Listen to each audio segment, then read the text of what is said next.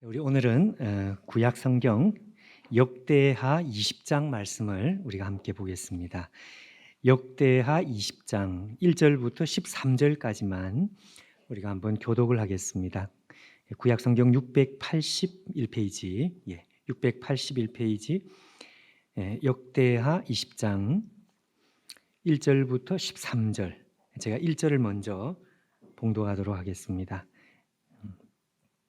그 후에 모압 자손과 암몬 자손들이 마온 사람들과 함께 와서 여호사밧을 치고자 한지라. 어떤 사람이 와서 여호사밧의 큰 무리가 바다 저쪽 아람에서 왕을 치러 오는데 이제 하사손 다말 곧 엔게디에 있나이다. 여호사밧이 두려워하여 여호와께로 낯을 향하여 간구하고 온 유다 백성에게 금식하라 공포하매 유다 사람이 여호와께 도우심을 구하려 하여 유다 모든 성읍에 모여와서 여호와께 간구하더라. 여호사밧이 여호와의 전 셋들 앞에서 유다와 예루살렘의 회중 가운데 서서 이르되 우리 조상들의 하나님 여호와여, 주는 하늘에서 하나님이 아니시니까 이방 사람들의 모든 나라를 다스리지 아니하시나이까. 주의 손에 권세와 능력이 있사오니 능히 주와 맞설 사람이 없다.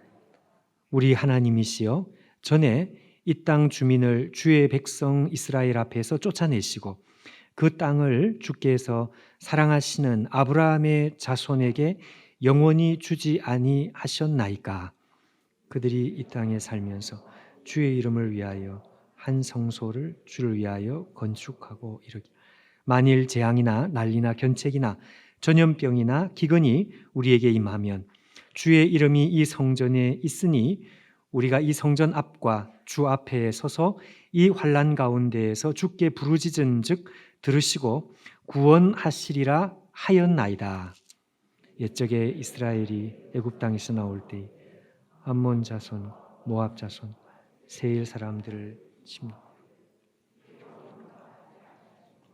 이에 돌이켜 그들을 떠나고 멸하지 아니하였거늘 이제 그들이 우리에게 갚는 것을 보옵소서. 그들이 와서 주께서 우리에게 주신 주의 기업에서 우리를 쫓아내고자 하나이다. 우리 하나님이 그들의 징벌하지 아니하시나이까. 우리를 치러 오는 이 큰 무리를 우리가 대적할 능력이 없고 어떻게 할 줄도 알지 못하옵고 오직 주만 바라보나이다. 13절 같이 읽겠습니다. 유다 모든 사람들이 그들의 아내와 자녀와 어린이와 더불어 여호와 앞에 섰더라. 아멘. 우리가 읽은 요 13절까지 기도의 내용, 그리고 요 다음에 14절부터 끝까지 하나님께서 응답하시는 기도 응답의 내용, 이렇게 나와 있습니다. 남쪽 유다 왕 가운데 경건한 왕 여호사밧 시기에 절체절명의 전쟁의 위기가 생겼습니다. 이때 여호사밧이 기도하고, 우리가 오늘 본문 읽은 본문입니다. 기도를 하고 하나님께서는 응답을 하시는데 특별한 응답을 하십니다. 이스라엘이, 유다 백성들이 칼을 빼지 않고 칼을 쓸 필요가 없이 적군들끼리 서로 죽고 죽이는 이런 광경이 만들어져서 결국 엄청난 기적의 승리가 이제 나타나는 것입니다. 하나님 앞에 여호사밧 왕이 하는 이 기도의 내용은 여러분 아주 놀랍고 그리고 아주 훌륭한 기도를 올리고 있습니다. 여호사밧의 기도에, 우리가 읽은 이 기도의 내용은 크게 한 4가지 정도의 제목을 하나님 앞에 말씀하는데, 첫 번째는 6절에 나오는 말씀입니다. 중간에 보면 여호와여, 주는 하늘에서 하나님이 아니시나이까. 능히 주와 맞설 사람이 없나이다, 이런 말을 합니다. 하늘에서 하나님이라고 하는 것은 절대 주권자, 우리 하나님은 하늘에서 행하시는 모든 일을 땅에 이루시는 절대 주권자시다. 두 번째는 7절 말씀에 보면 아브라함의 언약을 여호사밧이 붙들고 있습니다. 그래서 아브라함 자손에게 이 땅을 영원히 주지 아니하셨나이까, 이렇게 기도하고 있죠. 아브라함의 언약을 붙드는 것. 세 번째는 8절과 9절 말씀인데 솔로몬 성전이 봉헌될 때 하나님께서 하신 특별한 약속이 있습니다. 그 약속을 붙들고 기도하고 있습니다. 8절, 9절 끝에 보면 이렇게 되어 있습니다. 우리가 이 성전 앞과 주 앞에 서서 이 환난 가운데에서 주께 부르짖은즉 들으시고 구원하시리라고 약속하셨습니다. 그 약속을 붙들고 기도하는. 그리고 마지막 네 번째는 역사적인 사실을 하나 붙들고 하나님 앞에 기도하고 있죠. 10절과 11절에 보면 이스라엘이 애굽 땅에서 나올 때에 암몬 자손과 모압 자손과 세일 사람들을 침략하지 말라. 우리 하나님께서 그렇게 해서 우리가 그 말씀을 순종해서 우리가 멸하지 않았는데 이제 이 사람들이 우리를 침략하고 들어온 것을 한번 보십시오. 우리 하나님께서 우리를 지켜주셔야 되지 않겠습니까? 이러면서 네 번째는 역사적인 사실을 붙들고 기도하고 있습니다. 이 여호사밧이 하나님 앞에 올려드리는 이 기도는 아주 훌륭합니다. 그리고 그 속에 신앙이 깊이 담겨 있고 하나님께서 정말 듣지 않으면 안 될 정도로 아주 강력한 기도의 제목, 약속을 붙들고 하나님 앞에 기도하고 있는 내용입니다.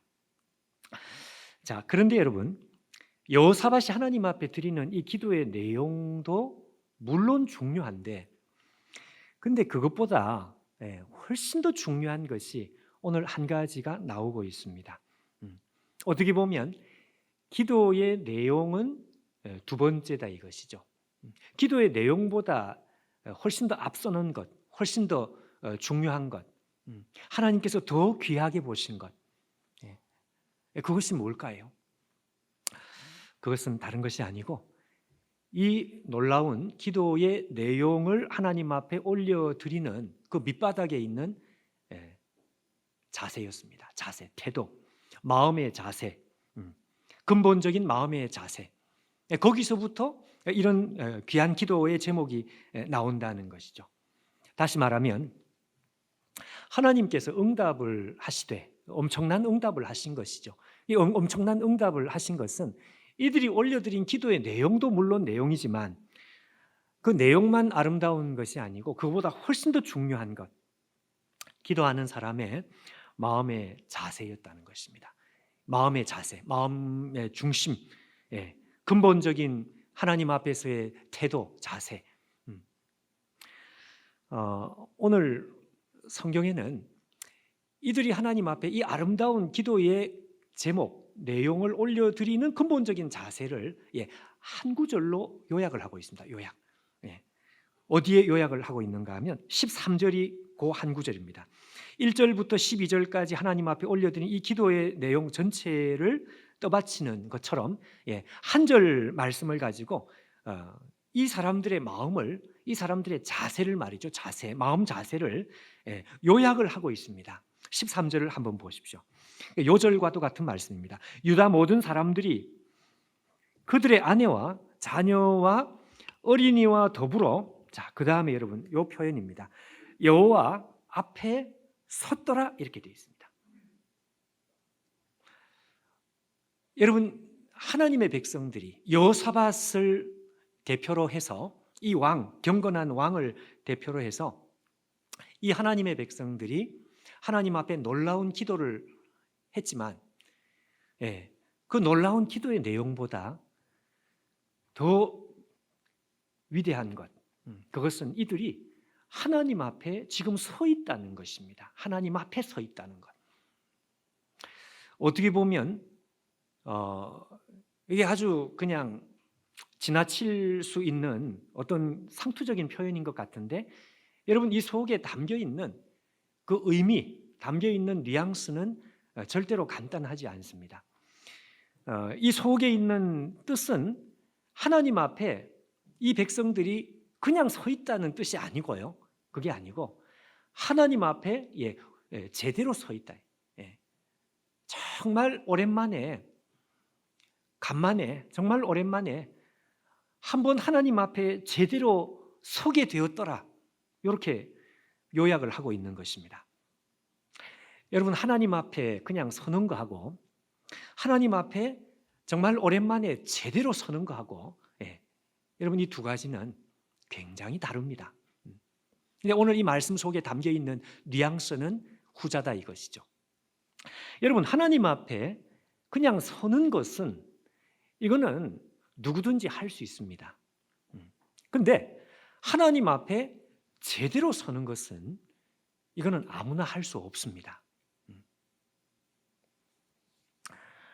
사실 여러분 우리가 따져보면 하나님 앞에 서 있지 않는 사람은 한 사람도 없습니다. 왜냐하면 하나님의 눈에 이렇게 벗어나는 사람은 사실은 하나도 없는 거예요. 그러니까 누구든지 다 하나님 앞에 다 설 수 있습니다. 그런데 하나님 앞에 정말로 제대로 서는 사람은 그렇게 흔치 않습니다. 여호사밧이 오늘 하나님 앞에 섰더라. 하나님 앞에 이 백성들이 모든 백성들이 섰더라. 하나님 앞에 섰더라라고 하는 이 표현은 그 속에 담겨 있는 뉘앙스가 그냥 예사롭게 서 있다는 뜻이 아니다 이것이죠. 왜? 절체절명의 전쟁의 위기 때문에 그렇습니다. 그 위기 때문에 하나님 앞에 섰는데 제대로 선 것입니다. 자, 여러분 우리가 조금 더 깊이 생각을 해보십시다. 제대로 선다는 건 도대체 뭘까요? 어떻게 서는 것이 제대로 서는 것일까요? 그냥 서는 거하고 제대로 서는 것은 이게 어떤 차이가 있는지 좀 더 구체적으로 우리가 설명을 할 수 없을까? 할 수 있습니다. 오늘 성경이 우리에게 그걸 잘 보여주고 있습니다. 성경 자체가 우리에게 이것을 너무너무 잘 설명을 해주고 있습니다. 여러분 하나님 앞에 제대로 선다는 것은 구체적으로 어떤 것이냐? 13절 말씀 바로 앞에 나와 있습니다. 바로 앞에 12절을 한번 보십시오. 우리 하나님 여호와여 그들을 징벌하지 아니하시나이까? 우리를 치러 오는 이 큰 무리를 우리가 대적할 능력이 없고 어떻게 할 줄도 알지 못하옵고, 자, 그 다음에 있는 이 앞권 같은 표현입니다. 오직 주만 바라보나이다. 여러분 요게 제대로 서는 것입니다. 하나님 앞에 제대로 서는 것.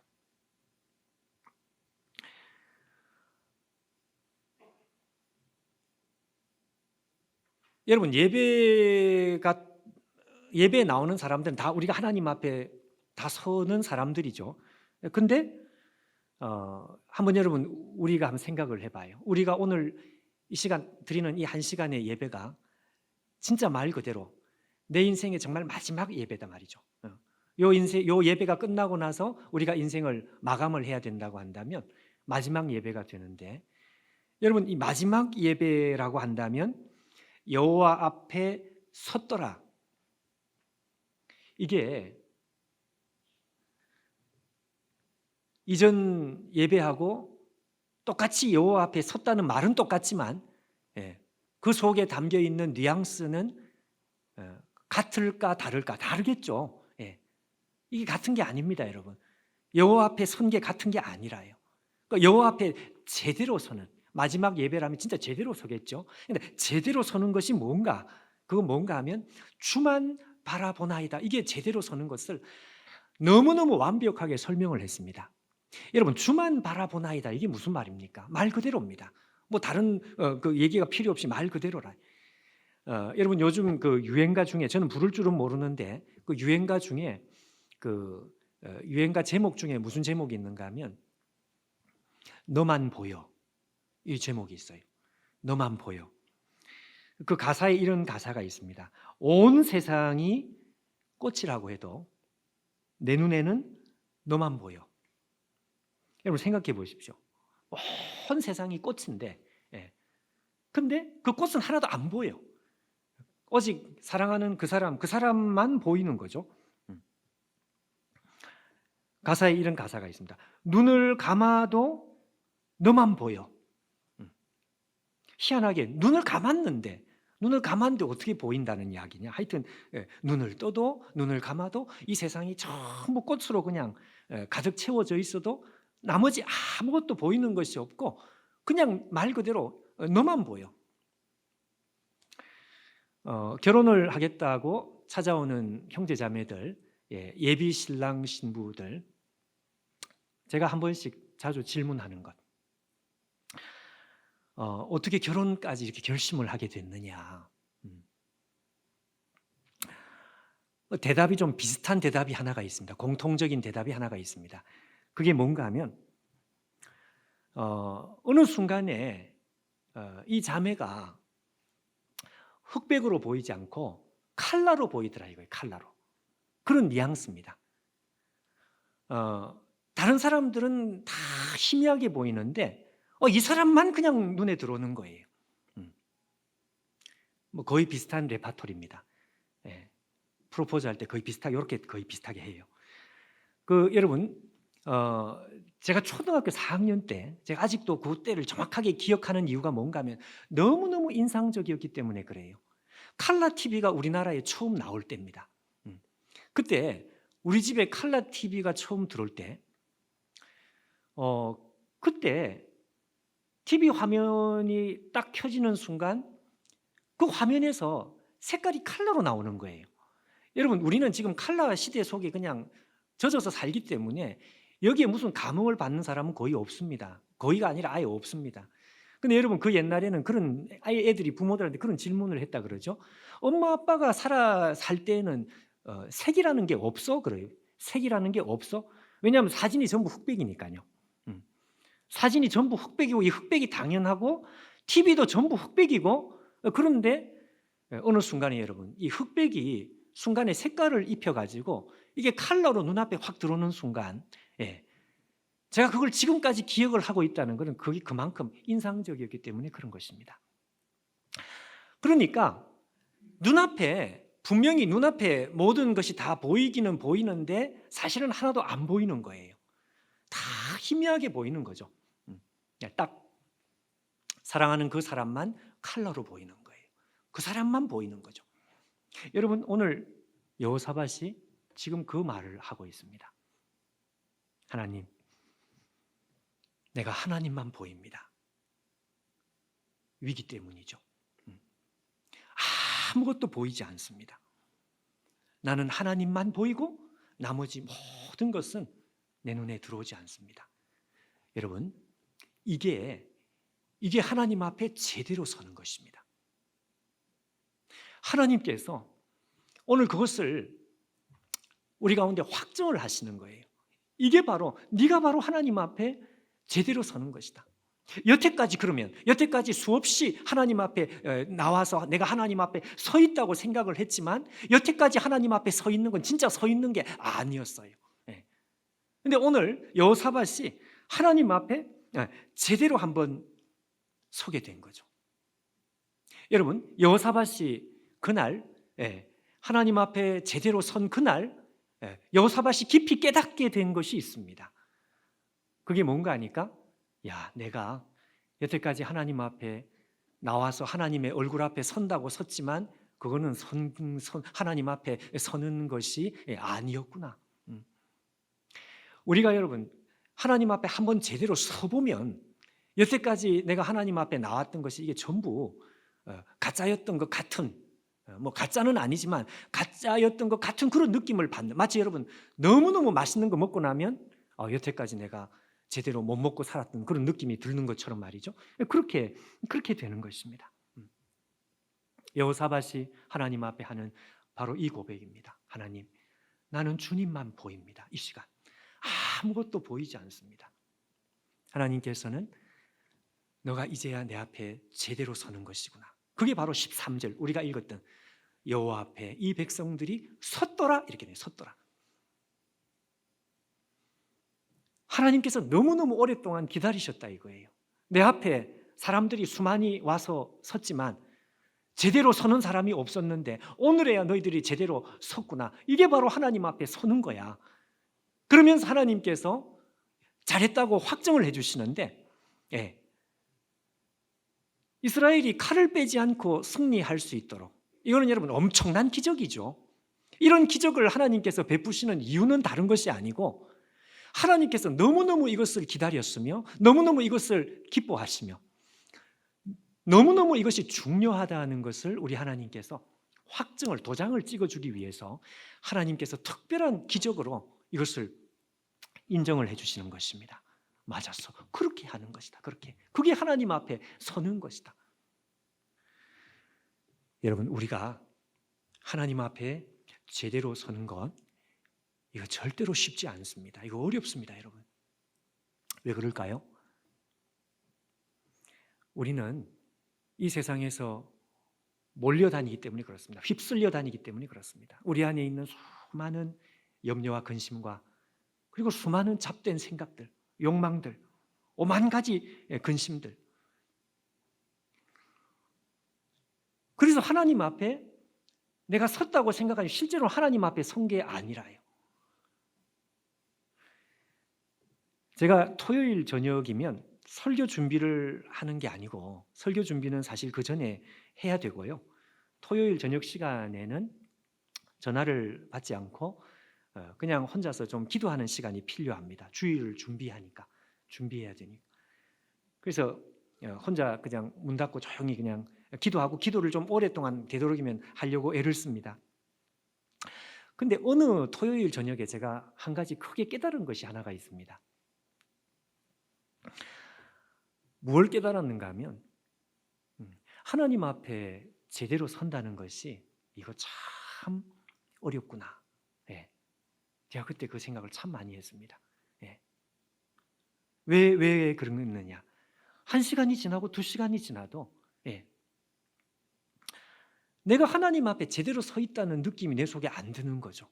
내 마음속에 많은 염려와 생각들, 오만 가지 생각들 때문에 뭔가 이렇게 붕 떠 있는 것 같은, 그게 1시간이 지나고 2시간이 지나도 이게 진정이 안 되는 거예요. 그냥 형식적으로 그냥 몇 마디 기도하고 끝냈으면 오늘도 그냥 기도했다 그러고 넘어가면 될지 모르겠지만, 그러나 정직하게 하나님 앞에 서보니까 그게 아니에요. 저는 오랜 시간이 지나도 하나님 앞에 제대로 서지 못하고 있었습니다. 그래서 제가 그때 깨달았습니다. 하나님 앞에 서는 것이 정말 정말 어렵구나. 그 순간에 깨달은 말씀이 오늘 이 말씀입니다. 이 말씀. 여호사밧이 위기의 시간에, 하나님, 내가 아무것도 보이지 않습니다. 내가 하나님만 보입니다. 주님만 보입니다. 너만 보여 하는 것처럼 정말 주님만 보입니다. 이게 얼마나 위대한 고백인지, 그리고 이게 얼마나 하나님께서 오랫동안 기다리셨는지, 하나님께서 제일 기다리는 것이 이것이구나. 제가 그걸 깨달았어요. 그리고 심호흡을 다시 하고 다시 기도했죠. 다시. 이거 어렵구나. 하나님 앞에 선다는 것이 대단히 어려운 것이구나. 여러분, 어렵습니다. 우리가 하나님 앞에 제대로 서서 하나님의 은혜를 제대로 받을 때 그때 깨달아요. 내가 여태까지 날라리였구나 하는 그게 그때 깨달아지는 것입니다. 은퇴한 한 선배 목사님이 참회록을 쓴 걸 제가 책을 통해서 봤습니다. 책 내용이 가만 보니까 정말 말 그대로 참회록이에요. 사역을 훌륭하게 잘 하셨다고 생각했는데, 이분이 뭐라고 이야기를 하는가 하면, 200페이지 되는 200~300페이지 되는 책인데 딱 요 한 구절이 제 눈에 들어오고 제 마음에 그냥 혹하니 들어와 가지고 이게 잊혀지지 않습니다. 뭐라고 말씀하시는가 하면, 내가 그동안 얼마나 어설픈 기도를 드려서 마귀에게 틈을 주고 말았는가. 이분의 고백이었습니다. 선배 목사님의 고백이었습니다. 여기 어설픈 기도라는 표현이었어요. 어설픈 기도. 이게 너무너무 마음에 와닿는 거 있죠. 그렇다. 이게 정확한 표현이다. 하나님 앞에 기도한다고 기도했지만 내가 정말 하나님 앞에 어설픈 기도를 한 것 같아요.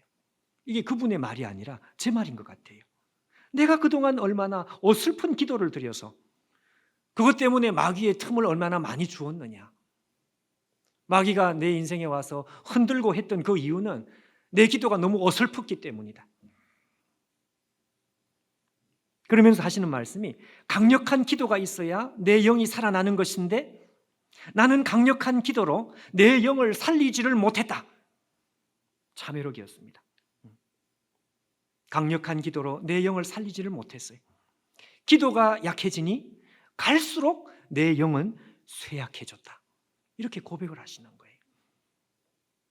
내가 어떤 책에서보다 이분의 요 한 두 마디의 말이 큰 도움이 됐습니다. 맞았어. 어설픈 기도를 하면 안 되겠다. 여러분, 하나님께서 우리에게 원하시는 것은 대단한 미사 여구가 아닙니다. 그보다 훨씬 더 중요한 것은 마음의 자세라요. 그래서 하나님께서 오늘 1절부터 13절 본문을 읽었지만 이 이스라엘 백성들을 결정적으로 하나님 앞에 응답을 받게 했던 그 한 가지, 그건 하나님 앞에 제대로 선 것. 그 제대로 선 것은 다른 것이 아니고 주만 바라보나이다. 주님만 보입니다. 그 상태입니다. 그 상태. 그래서 여러분, 오늘 설교 제목이 바로 그 제목입니다. 본론보다 서론이 더 중요하다 이거죠.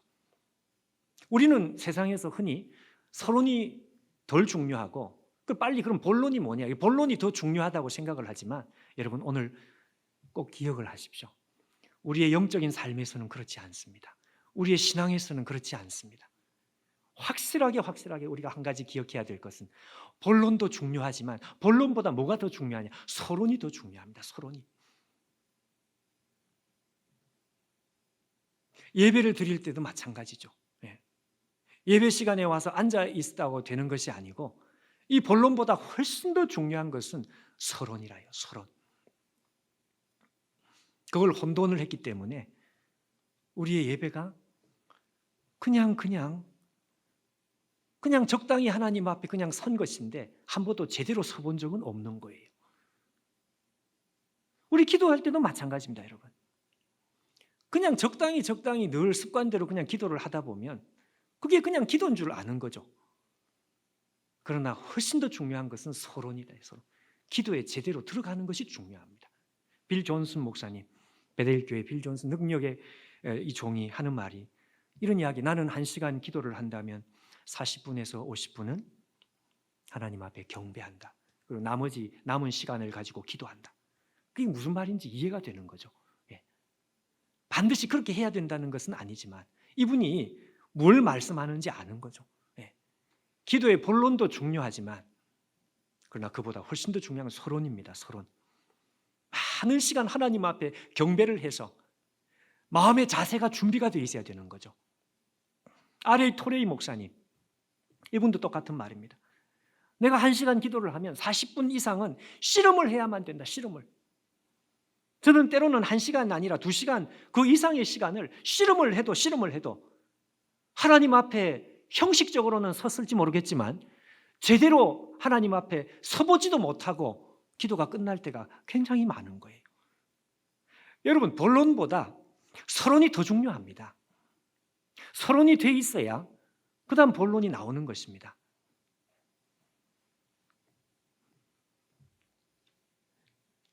내수동교회 대학부에서 제가 이렇게 훈련을 받다 보니까 어느 누구보다 제가 내수동교회 대학부를 오래 다녔어요. 그리고 사역자가 됐고 거기다가 담임 목사로서 사역을 하다 보니 한 번도 떠난 적이 없는, 그러니까 오랜 시간이죠. 그러니까 외부에서 대학부에 대해 소개하는 특강을 한번 해달라. 그래서 몇 번 제가 해본 적이 있습니다. 그 특강을 준비하면서 이분들에게 필요한 것은 내수동교회 대학부의 부흥의 요인이 몇 가지가 있다. 저는 몇 가지로 이렇게 역사를 보면서 정리를 제가 나름대로 해놓은 게 있습니다. 그건 뭐 제 혼자 개인적인 생각이 아니고 누가 보더라도 인정할 수 있는, 제 앞에 세대도 하도 많이 들어서 그 이야기가 그대로 제가 다 기억이 돼 있으니까. 그래서 몇 가지 이제 요인이 있는 거예요. 자, 근데 여러분, 대학부의 부흥의 성장의 그 이유, 원인이 뭐냐? 첫째, 둘째, 셋째, 넷째 몇 가지가 있는데 그 중에 꼭 한 가지 빠지지 않는 것이 있습니다. 그게 뭘까요? 그게 수련회입니다. 수련회. 여름 수련회, 겨울 수련회. 이게 너무너무 결정적인 역할을 했다. 이게 여러분 이구동성입니다. 이구동성. 실제로 1978년에 오카노 목사님 그 여름 수련회가 이제 부흥의 촉발제가 됐고 그 이후도 수없이 그런 일들이 이제 나온 거죠. 반복이 된 거죠. 여러분, 저는 이 전통이라는 것이 참 좋은 것이다. 물론 전통이 가지고 있는 폐해도 있지만 그렇지만 전통이 가진 것은 굉장히 전통이라는 건 좋은 것입니다. 그러니까 지금도 우리 대학부가 4박 5일 동안 수련회를 하는 이유가 그것 때문이라. 여러분 제가 외부에서 우리 학생들 수련회도 지금도 인도를 해보고 청년들 수련회를 가보지만 정말 거의가 아니라 아예 없습니다. 4박 5일 수련회는 거의 없습니다. 예. 거의 없는 게 아니라 아예 없어요. 4박 5일 동안 시간을 떼내가지고 수련회를 하는 것은 없어요. 그래서 제가 우리 학생들한테 이 4박 5일 수련회 너무 좋은 것이다. 5박 6일로 바꾸자. 그러면 벌써 얼굴이 좀 달라져요. 그건 좀 아닌 것 같은데 이런. 근데 여러분 이게 좋은 전통이란 말이죠. 근데 제가 기억으로도 그렇고 우리 선배들도 그랬고 그리고 저희 후배들도 그렇고 그러니까 이 여름에 한번 수련회 4박 5일, 겨울에 수련회 4박 5일을 하면 마치 이 수련회를 참석 안 하면 지옥에 가는 것처럼 역적이 되는 것처럼 아마 그냥 사람을 못 살게 만들어요. 그것도 200명이면 200명, 300명이면 300명이 넘을 때도 마찬가지였습니다. 그때도 그 많은 사람들을 한 사람 한 사람을 다 체크를 해요. 왜 못 가느냐? 못 가는 이유가 뭐냐? 아르바이트 때문에 못 가면 그 아르바이트 돈 내가 주겠다 이러면서 한 사람 한 사람을 몇 달 전부터 체크를 해서 그 사람을 결국은 수련회를 가게 만들고야 마는. 예. 여러분 제가 지금 무슨 이야기를 하는지 아시겠죠?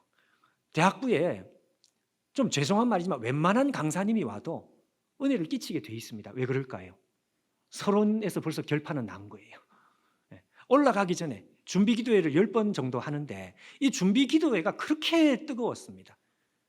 그러니까 올라가기 전에 벌써 결판이 나고 수련회 가서 첫 시간 뚜껑을 딱 열면 벌써 은혜 받을 준비가 다 돼 있는 거죠. 그러니까 저는 그때 참 큰 거 깨달았습니다. 아, 본론보다 서론이 더 중요하구나. 여러분 본론보다 서론이 더 중요하다는 것은 이 만고불변의 진리고 영적인 진리입니다. 우리 주일 예배 말할 것도 없습니다, 여러분. 주일 예배 우리가 와서 처음 시작할 때부터 끝나는 시간까지 이 전체 시간이 예배 시간인데 이 본론 시간보다 더 중요한 게 뭔가 하니까 서론입니다. 서론. 어떻게 준비되어 있는지 이게 훨씬 더 중요합니다. 훨씬 더. 근데 오늘 우리에게 영적인 이 연약함, 쇠약함이 있는 이유는 여기서부터 혼돈이 되기 시작해서 그렇습니다. 서론이 본론보다 더 중요한데 사람들은 이걸 거꾸로 생각을 하는 거예요. 서론이 중요한 게 아니고 본론이 중요하다. 그래서 무슨 상태로 왔든지 여하튼 앉아 있기만 하면 된다. 안 오는 것보다야 낫죠. 안 오는 것보다야 낫지만 그러나 여러분 그렇게 돼가지고는 마음에 준비된 이 마음이 되지 않고서는 예배가 제대로 될 리가 없습니다, 여러분. 네. 어떤 사람은 심지어 놀랍게도 말이죠. 시작부터 끝 시간이 아니고 그것도 다 서론, 다 띠내고 중간에 설교하는 시간만 그것만 들으면 돼. 이 설교만 들었으니까 오늘 끝이다. 절대로 안 됩니다, 여러분. 절대로. 네. 이 여러분 엄청난 이 생각의 이 착각이죠. 예배 시간이라고 하는 것은 저는 마치 무슨 예를 들면 된다고 생각하는가 하니까 일종의 여러분 영적인 자기장 아시죠? 자석을 갖다 놓으면 옆에 쇠붙이들이 갖다 붙잖아요. 영적인 자기장이 흐르는 시간, 특별한 시간입니다. 그래서 시작하는 시간부터 끝나는 시간 이 전체가 영적인 자기장이 흐르는 그 시간 속으로 우리가 들어오는 시간이기 때문에 그 안에 여러분 그 안에 기대가 있고 그 중간에 설교는 예배를 돕는 아주 중요한 수단에 불과한 것이지 이 설교가 예배가 아니라요. 처음에 하나님 앞에 들어가는 그 시간부터 마지막 나오는 시간까지 특별한 영적인 자기장이 있는 시간, 오늘 성경 말씀으로 바꾸어 말하면 하나님 앞에 서는 시간, 아니요, 하나님 앞에 제대로 서는 시간, 주만 바라보나이다, 아무것도 안 보이고 주님만 보이는 시간, 그렇게 되려면 어떻게 돼야 될까요? 마음의 자세가 준비돼야 되죠. 예배의 승패는 거기서 결정이 납니다. 여러분 다시 기억하십시오.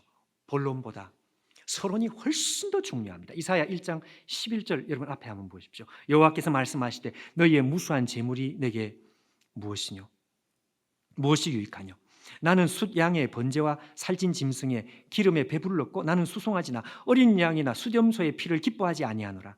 12절을 보시면 너희가 내 앞에 보이러 오니 이것을 누가 너희에게 요구하였느냐. 내 마당만 밟을 뿐이니라. 헛된 재물을 다시 가져오지 말라. 분향은 내가 가증히 여기는 바요 월삭과 안식일과 대회로 모이는 것도 그러하니 성회와 아울러 악을 행하는 것을 내가 견디지 못하겠노라. 예배의 본론을 우리 하나님께서 지적하고 있는 것이 아니고요, 본론은 여러분 정상적으로 되고 있습니다. 수량의 번제와 살찐 짐승의 기름과, 그러니까 본론은 분명히 있었단 말이죠. 근데 문제는 뭔가 하니까 서론이 망가져 있는 거예요. 서론이, 자세가 없어요. 자세가 아예 준비되지 않았습니다. 그래서 여러분, 저는 주일 예배 준비에 굉장히 신경을 많이 씁니다.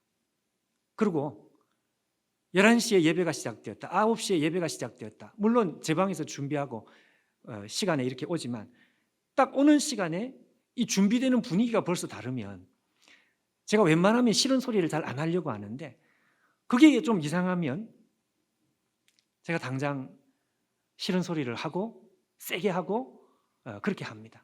이게 지금 도대체 뭐냐, 준비가 왔는데 왜 이렇게 썰렁하냐, 예배 준비가 왜 이렇게 썰렁하냐. 바벨론에서 이스라엘 백성들이 포로에 돌아왔어요. 돌아와서 예배당도 지었습니다. 예배가 다시 재개되었습니다. 근데 하나님께서 바벨론에서 돌아온 유다 백성들에게 첫 번째 하는 말씀이 있습니다. 첫 번째. 우리 스가랴 새벽에 성경 공부할 때 그 말씀을 우리가 함께 배운 적이 있습니다. 스가랴 1장 3절 이렇게 되어 있습니다. 그러므로 너는 그들에게 말하기를 만군의 여호와께서 이처럼 이르시되, 그 다음에 보십시오. 너희는 내게로 돌아오라. 만군의 여호와의 말이니라. 그리하면 내가 너희에게 돌아가리라. 너희는 내게로 돌아오라. 바벨론에서 이 사람들 돌아왔습니다. 그리고 예배당도 새로 졌습니다. 그리고 예배를 다시 시작을 했습니다. 그 예배를 잘 드리고 있다고요. 근데 하나님께서 엉뚱한 말씀을 하십니다. 내게로 돌아오라. 무슨 이야기입니까? 안 돌아왔다 그 말입니다. 아직까지 몸이 돌아온, 그게 돌아온 것이 아니다. 본론보다 훨씬 더 중요한 서론. 신순규 씨라는 분이 있습니다. 크리스찬인데 이분이 쓴 책을 봤습니다. 아마 눈을 감으면 보이는 것들, 아마 제목이 그거 비슷한 건데, 이분은 좀 이력이 특별해요. 9살의 어린 나이에 시력을 잃어버렸습니다. 시각장애인이 된 거예요. 질병이 갑자기 찾아온 것입니다. 질병이 찾아와서 9살 어린 아이가 갑자기 시력을 잃어가지고 온 집안이 그냥 쑥대밭이 된 거죠. 이 아이가 9살 어린 나이에 이게 감당이 안 되니까 방황을 하고, 그러다가 워낙 이 아이가 영특하고 머리가 좋아가지고 시각장애인 학교에서 공부를 하다가 미국으로 유학을 가서, 놀랍게도 말이죠, 우리나라 사람으로서는 거의 첫 번째 하버드, 프린스턴, MIT 최고의 대학에 동시에 다 합격을 한 거예요. 그리고 나서는 세계 최고의 금융 전문가가 되었습니다. 그리고 나서 참 훌륭한 아내를 만나서 결혼을 하게 되고요. 결혼을 하니까 자녀를 기다리는데 자녀가 빨리 안 생겨요. 근 10년 가까운 9년 뒤에 자녀를 얻게 됐다 그래요.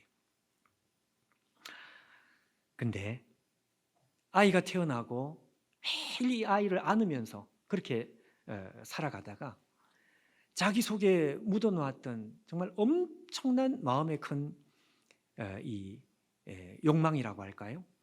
그 욕망이 자기 속에 일어나는 걸 느꼈는데, 그게 뭔가 하니까 내가 딱 한 번만 이 아이를 한번 봤으면 좋겠다.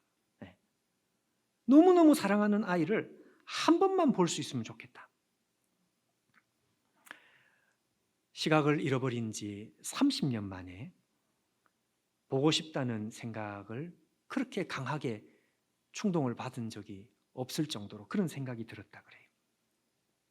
그러면서 이분이 무슨 말을 하는가 하면요, 여러분 헬렌 켈러 아시죠? 헬렌 켈러. 이 헬렌 켈러가 쓴 그 수필, 위대한 수필 사흘만 볼 수 있다면, 타임지가 선정한 20세기 최고의 수필 사흘만 볼 수 있다면, 저도 여러 번 읽어봤습니다.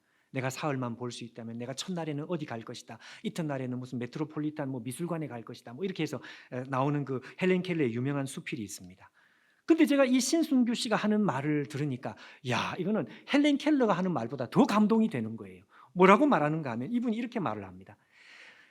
헬렌 켈러가 사흘만 볼 수 있다면 그렇게 말을 했는데, 그분이 하는 말이 이런 말, 사흘은 너무 길지 않는가?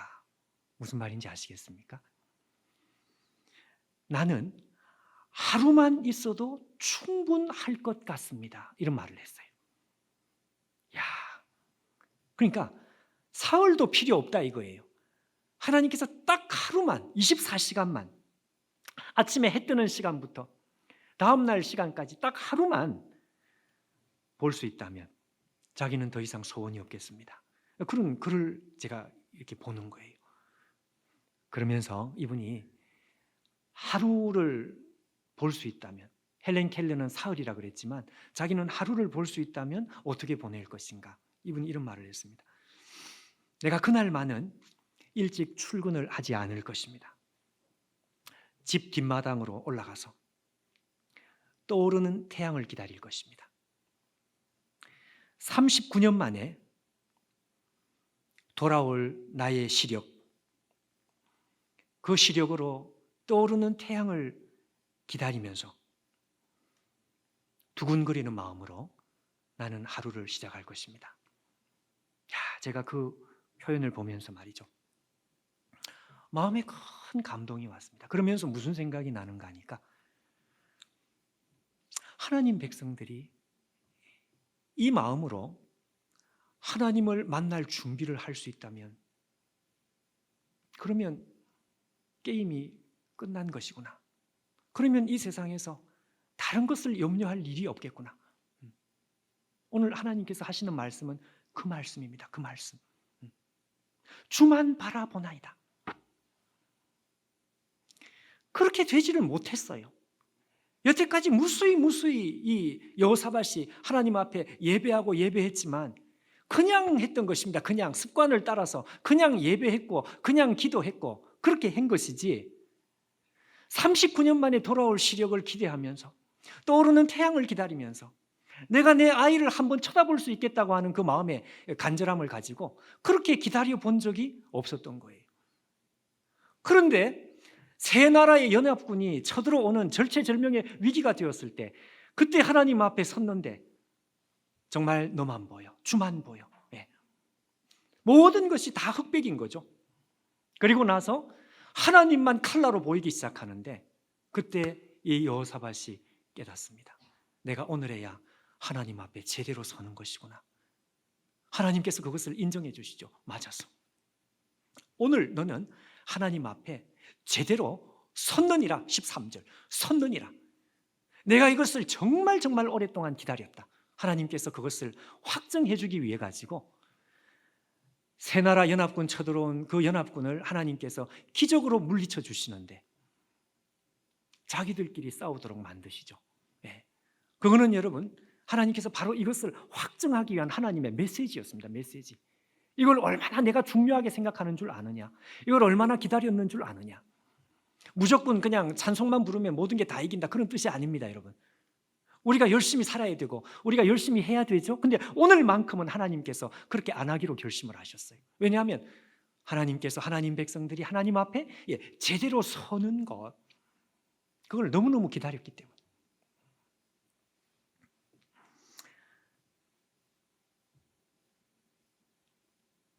가끔 우리 교인들 중에서 저한테 그런 말을 하는 분이 있습니다. 목사님, 다음 주 설교가 참 기다려집니다. 물론 설교하는 사람의 입장에서는 기분 좋은 말이죠. 그러나 여러분, 제 입장에서 기분 좋고 안 좋고 그게 문제가 아니고요, 저는 그분을 참 마음으로 존경을 합니다. 왜? 그러면 되는 것이다. 이것만 있으면 저는 되는 것이다. 인생에 무슨 문제가 있어도 그런 마음의 준비가 있다면, 그런 준비를 할 수 있다면, 39년 만에 되찾는 시력으로 태양을 쳐다볼 그 두근거리는 마음으로 하나님을 기다리는 마음의 준비가 그 사람에게 있다면 그 사람에게 무슨 다른 잔소리가 필요하겠나? 예. 그 사람은 여러분 인생이 되는 것입니다. 그 사람 하나님께서 축복을 하실 수밖에 없는 거죠. 오늘 말씀 그대로입니다. 오늘 여호사밧은 위기의 순간, 고난의 순간에 이것을 깨달았어요. 여러분, 오늘 우리가 고난이 없어도 이것을 깨달으라고 오늘 이 말씀을 우리 가운데 남겨주신 것입니다. 아마 이 코로나 시기가 지나가더라도 온라인 예배를 해야 되느니 말아야 되느니 그 논쟁을 할 거 없이 제 생각에는 현상적으로 온라인 예배는 분명히 지속될 것 같습니다. 근데 여러분, 온라인 예배를 하든지 현장에 와서 예배를 하든지 우리가 이 두근거리는 심정으로 화면 앞에 앉을 준비가 되어 있다면 그러면 되는 것입니다. 근데 그게 아니면 안 되는 거예요. 그게 아니면 현장에 왔는데도 그게 준비가 되어 있지 않고 그냥 습관을 따라서 우리가 예배 시간에 앉아 있다면 본론보다 서론이 더 중요하다고 하는 사실을 여전히 모르고 그렇게 우리가 믿음 생활을 한다면 여러분 우리의 인생의 변화는 일어나지 않습니다. 이 세상에서 가장 쉬운 일, 이 세상에서 가장 어려운 일, 그게 뭡니까? 본론보다 서론이 더 중요하다고 하는 위대한 영적인 진리입니다. 오늘 그 말씀이에요.